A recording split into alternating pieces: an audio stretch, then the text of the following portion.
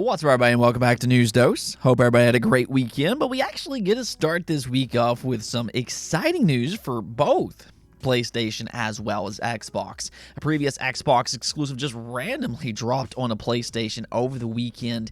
There was some indication this would eventually happen, but it just got a shadow drop out of nowhere, and this is certainly a game that fans need to be aware of. It is a fan favorite, and then also Xbox just added 1,400 games, and yes, you heard that right, they added 1,400 plus games to their library with a new streaming service, and apparently Phil Spencer was a big reason that this happened. The Xbox continues to do amazing work for the Xbox brand, and really I just say gamers worldwide.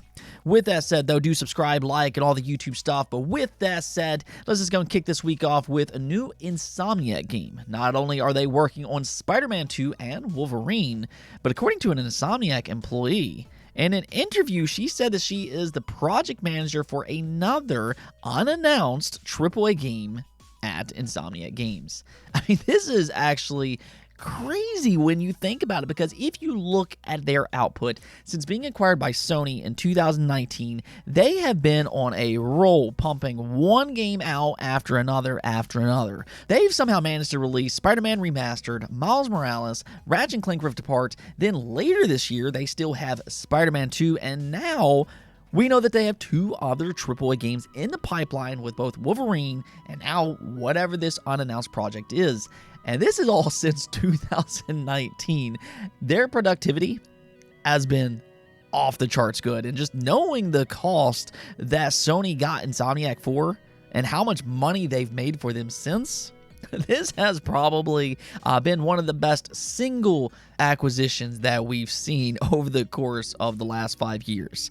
Now, as for this unannounced project, though, it's hard to tell when it will release. It still might be a ways out, but it is speculated to be a multiplayer-focused game, and the reason that that's widely believed is because right before this project manager joined Insomniac, they were posting job ads for a multiplayer game. So the timeline here does kind of line up with that, and I mean, you know, it does make sense. We know for an absolute fact that Sony is pushing hard into live service games, and you know, with that, why not include one of your most prestige studios on that mission as well? Now, I know it possibly being a multiplayer game could be a little deflating for some, but I think so long as they can make both single-player and multiplayer games at the same time, I think that that's perfectly fine. It's kind of really the best of both worlds. Now, speaking of good acquisitions, we actually do have some news on that front as well, because another domino fell today, this time the studio behind Dying Light 2, Techland. This really has been a hotly debated studio for a while. Their name has popped up quite a bit when it comes to key acquisition targets, and, well, somebody finally swooped them up, being none other than Tencent. It was announced today that they're acquiring a majority stake in the company.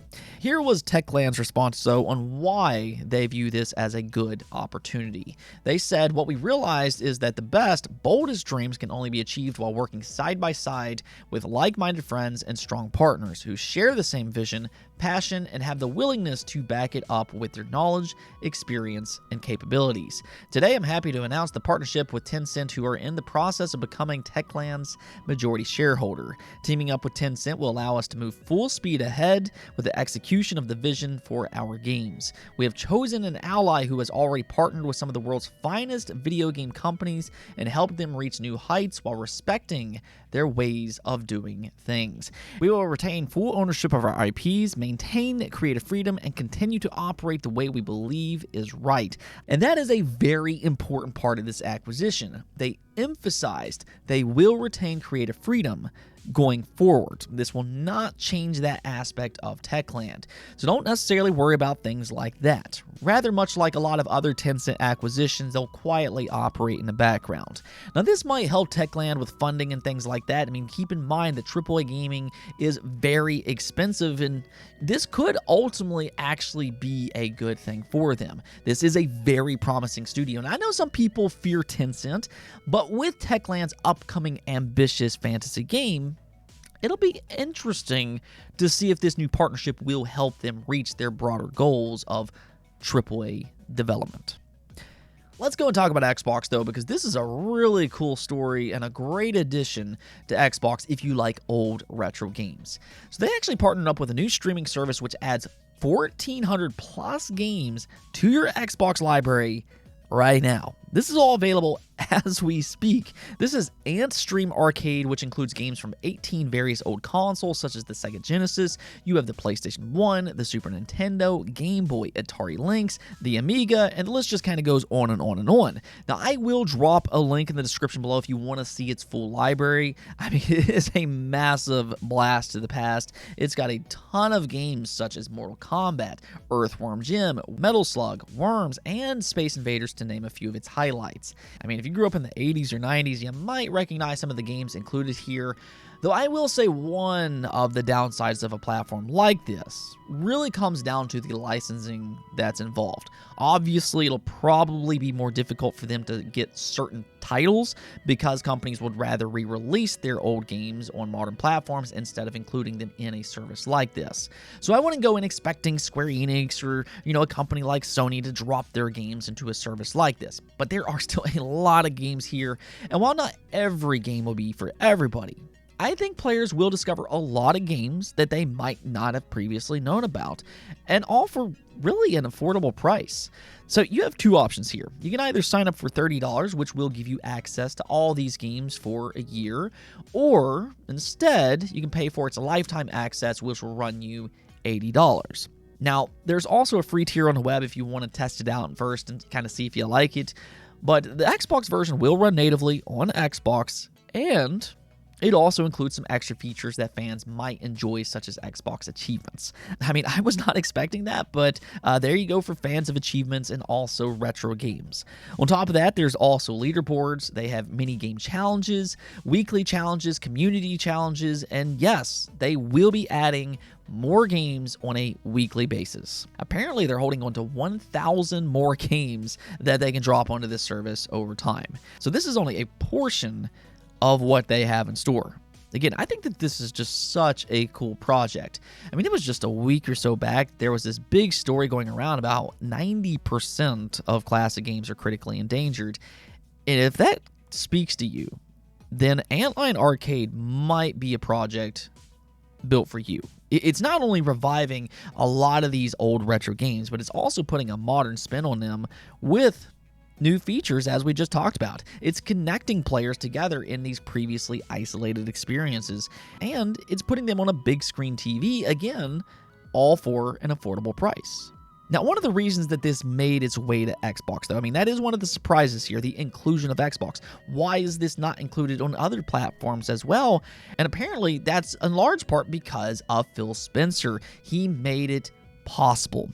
Yeah, check it out. This is what they said. So I got in touch with Phil Spencer. I had a meeting with him, and he loves games preservation. He talks about it a lot, but when you see him and you're one-to-one with him, he's extremely passionate about it, and he essentially gave us the go-ahead to get it working on Xbox. And so we've spent the last year getting our tech in place, optimizing the code so that it can run on Xbox. And without the support of Phil and his team, it may never have come over.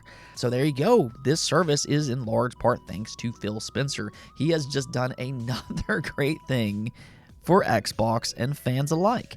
I mean, I found it to be absolutely ridiculous that a couple months ago that he got Twitter fired. A bunch of people calling for his job on the internet, but Phil Spencer has legitimately done so much for not only Xbox, but I think really for the entire game industry. He's helped shift the way we talk about console ecosystems. They broke out into PC gaming more. They released their games on PC Game Pass and onto Steam. They've disrupted the game industry completely with Xbox Game Pass being another option to pay for your games. And he's helped preservation by prioritizing things like backwards compatibility, and now with things like this. Sure, this might not necessarily get as much attention, but you can tell that Phil Spencer, he truly cares about gaming, and that shows up time and time again. He really has done such a phenomenal job, but let me know what you all think about Antstream Arcade. Are you on board or not? Let me know. Now, we also got a new PlayStation game to talk about because this just shadow dropped over the weekend. The previous Xbox console exclusive High on Life is now available on PlayStation as we speak. Now, we did talk about this game last week because it did appear in a back-end PlayStation update, but this is still a strange launch.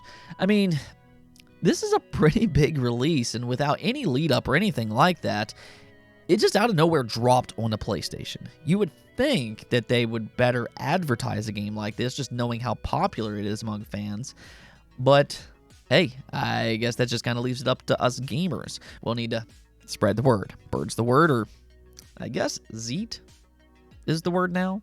I don't know. So, High on Life, despite its middling reviews, it was an insanely popular game last year as it broke a couple Game Pass records. Not only was it the best launch for them in 2022, but it was also the best single-player third-party launch game in Game Pass history.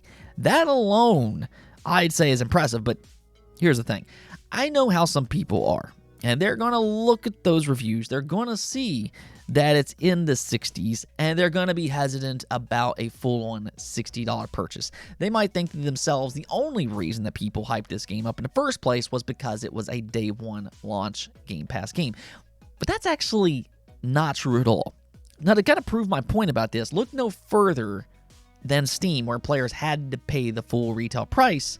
And not only was it still one of the most popular Steam games when it first launched last year, but to this day, it still holds an 89% approval rating with over 10,000 reviews.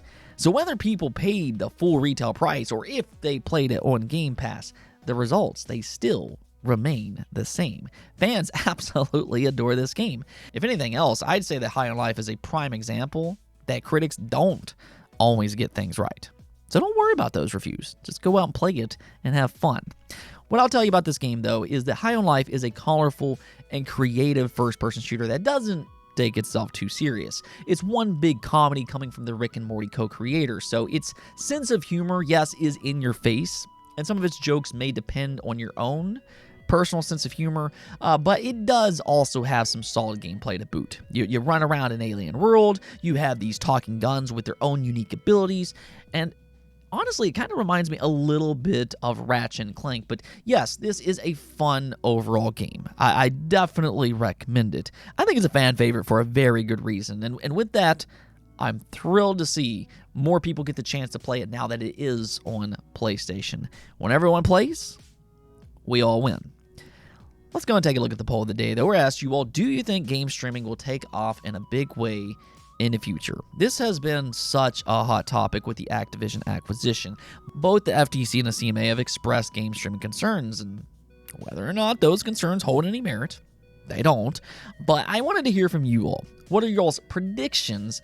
And as you can see, most of you do expect game streaming to take off. 21% of you said yes, and it will happen soon. Then 53% of you said yes, but in the far future. And then 22% of you said no. So that is interesting that so many views cloud gaming as promising and likely to succeed in the future. I mean, I will say that I can understand why so many people hold this point of view. This would be a very similar outcome as we've seen with the movie industry. But the big difference with movies and games really just kind of comes down to how they feel. Games do have more hurdles to overcome, and as we've seen thus far, they've not really achieved their goals. I think for myself, though, I'm going to definitely say I don't think game streaming will take off anytime soon, maybe in the far future, and that is still an if. I don't know if it'll ever replace a local experience, and really just from my own personal experience, game streaming, it still has a lot of work to do. I mean, Xbox streaming, as an example, that still needs to improve image quality, it needs to improve latency, as well as buffering. Now, I will say that certain games, it feels okay while streaming. Turn-based RPGs, I'd say that those are fine. But anything with a lot of movement, I think leaves a lot to be desired. Now, if they work things out, though, well, then game streaming, it does have a lot of potential because it would reach millions upon millions more gamers. So I get why these companies are investing into its future. It's easy to see how potentially massive this could be. But for right now, its future success is still one big mystery. Anyways, though, that's it for this episode. But if you liked the video, don't forget to hit the notification and subscribe button for more content just like this. Also, if you'd like to support the channel through Patreon, thank you for making this content possible. Peace out.